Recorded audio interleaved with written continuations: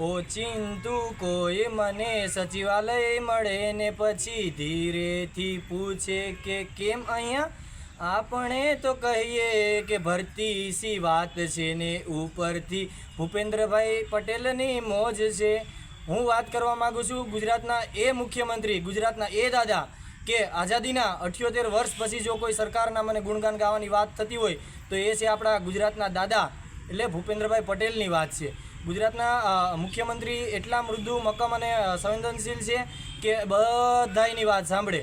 એને જોવા જઈએ ને તો અમે કેટલી વખત મળ્યા તો દાદાને અમે સમજાવ્યા કે દાદા શિક્ષણ વિભાગની અંદર કેટલાય શિક્ષકોની ઘટ છે। તો ભાઈ દાદા અરે અમે એક વખત મિટિંગ કરી, અમે એને સમજાવ્યું આખી કે એટલી ઘટ છે। તો દાદા એ શિક્ષણ બાબતમાં ખૂબ સારી રીતે એણે વિચાર કર્યો કે ના શિક્ષકોની ઘટ છે, શિક્ષણની વ્યવસ્થા બગડે એના કરતાં બેટર છે કે આપણે શિક્ષકોની ભરતી કરી દઈએ। તો આટલા શિક્ષણ બાબતે એ જાગૃત છે અને ગુજરાતના મુખ્યમંત્રી અને ગુજરાતના દાદા, મારે દાદાને એક વાત એ કહેવી છે કે મારું એક સપનું છે, જો એ સપનું પૂરું કરવામાં તમારું સમર્થન હશે ને તો ચોક્કસથી એ સપનું પૂરું થશે। અને મારું સપનું એ છે કે જો હું શિક્ષક તરીકે કોઈ ગામની અંદર કોઈ સરકારી શાળામાં હું હાજર થઈશ ને તો ત્યાં સરકારી શાળાના મેદાનની અંદર કે ગામની જે પડતર જમીન હશે, જે ગૌચરણની જમીનો હશે, જે વધારાની જેટલી પણ જમીન હશે ને બધી જમીનમાં તમારા નામના મારે વૃક્ષો વાવવા। મને બે જ વ્યક્તિઓ વધારે પડતા હોય ને ગમે ત્યારે હું જોઉં ને 24 કલાક મને બે જ વ્યક્તિઓ હોય ને હર હંમેશ યાદ આવે। લોકો તો બંધ આંખે સપના જોતા હોય છે, હું તો ખુલ્લી આંખે સપના જોતા હોય ને મને સપનામાં બે જ વ્યક્તિ દેખાય, એક આપણા મુખ્યમંત્રી ભૂપેન્દ્રભાઈ પટેલ અને બીજા આપણા શિક્ષણ મંત્રી કુબેરભાઈ ડિંડો। મને હું ગામમાં જાઉં છું ને 7મ 8મમાં હું ગામમાં બધાને મળ્યો ને તો બધાએ મને મારી તબિયત પૂછવા કરતાં તો પહેલાં છે ને મને એમ કહે છે કે ભાઈ કુબેરભાઈ કેમ છે, ભૂપેન્દ્રભાઈ પટેલ કેમ છે, શું તારી વાત સાંભળે છે કે નહીં। મેં કીધું કે હા દાદા અમારી વાત સાંભળે છે, શિક્ષણ મંત્રી સાહેબ પણ અમારી વાત સાંભળે છે અને ટૂંક સમયમાં ભરતી કરવાના પણ છે।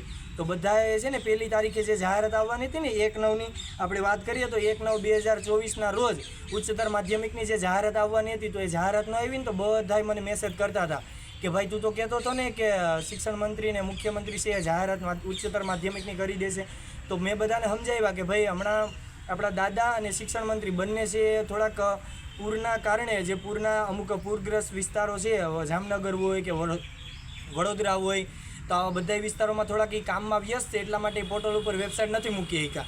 તો બધા મિત્રોએ મને આજે 3 તારીખે બધાએ કીધું કે ભાઈ આજે તો 3 તારીખ થઈ ગઈ, આજે કેમ ફરીથી જાહેરાત ન આવી? તો પણ મેં બધાને છે ને પ્રોત્સાહન આપ્યું કે ભાઈ આપણા દાદા છે ને બહુ જ મક્કમ છે અને ભરતી કરવાના છે, પણ એ કેવી રીતે ભરતી કરશે?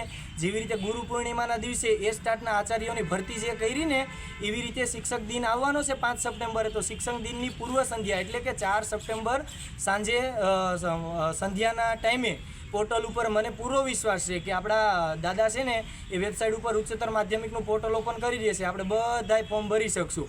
આવી મારે દાદાને કેવું છે, મારું સપનું છે શિક્ષક તરીકે હું બનીશ, વૃક્ષો આવીશ, તમારા નામના બધાય લોકોને હું ગુણગાન ગાઈશ, પણ ક્યારે હું ભરતી થઈશ તો જ ને। તો ભરતી તો હજી થઈ નથી તો હું લોકોને કેવી રીતે કહી શકીશ? તો આજે 3 તારીખ છે, કાલે 4 તારીખ છે, કાલે તમે ફરીથી વેબસાઇટ ઉપર છે પોર્ટલ ઓપન કરી દેજો જેથી કરીને બધા ઉચ્ચતર માધ્યમિકવાળા ફોર્મ ભરી શકે। મને પૂરો તમારી પર વિશ્વાસ છે, તમે ક્યારેય અમારો વિશ્વાસ છે ને તોડતા નથી, કેમ કે તમે દાદા આખા ગુજરાતના છે ને તમે બાળકોની વેદના ન સમજો તો કોણ સમજશે? તમે તો એ દાદા છે કે જે અત્યાર સુધીના 78 વર્ષમાં કોઈએ કામ નથી કરી બતાવ્યું અને આવનારા 100, 200, 300 વર્ષ સુધી આવનારી પેઢી તમને બધાને બે વ્યક્તિઓને તો ક્યારેય નહીં ભૂલે, એક તમે ગુજરાતના દાદા અને એક આપણા શિક્ષણ મંત્રી, કેમ કે શિક્ષણ વિભાગનું એટલું સારું વિચારતા હોય। 24,700ની જે આપણે વાત કરીએ, 24,700ની જે ભરતી કરવાની વાત કરતા હોય તો આટલી ભરતી કોણ કરે? કોઈ નહીં, જેને શિક્ષણ વિભાગમાં રસ હોય એ જ વ્યક્તિ કરી શકે। અને શિક્ષણ વિભાગમાં તમે પહેલાં એવા વ્યક્તિઓ છે કે જેણે શિક્ષણ વિભાગમાં એટલું સારું હિત ઈચ્છવું હોય। તો અમે આશા રાખીએ છીએ કે 4 સપ્ટેમ્બર પૂર્વ સંધ્યાએ તમે 24,700માંથી જે ઉચ્ચતર માધ્યમિકની એ જાહેરાત કરવાની છે એ તમે જરૂરથી જાહેરાત કરી દેશો તો શિક્ષક દિનની પૂર્વ સંધ્યા અમને પણ બધાને ખુશીના સમાચાર અમને પણ ભેટ મળે, અમે પણ તમને સચિવાલય ઓફિસમાં પેંડા ખવડાવવા આવી શકીએ। બધા ઉમેદવારની આવા આશા છે, આવી આશા ઉપર તમે પાણી ન ફેરવતા, બસ અમે એટલી જ આશા રાખીએ છીએ। જો તમે 4 સપ્ટેમ્બરે ભરતીની જાહેરાત નહીં કરો ને તો બધા મિત્રો એવું કહે છે કે અમે 4 સપ્ટેમ્બરે જો નહીં આવે ને તો 5 સપ્ટેમ્બરના રોજ અમે ભૂપેન્દ્રભાઈ પટેલ સાહેબને આપણે ઓફિસે બધાય મળવા જઈશું ને સાહેબ પાસેથી આપણે જવાબ માગીશું કે સાહેબ હજી સુધી તમે કેમ ભરતી નહીં કરી।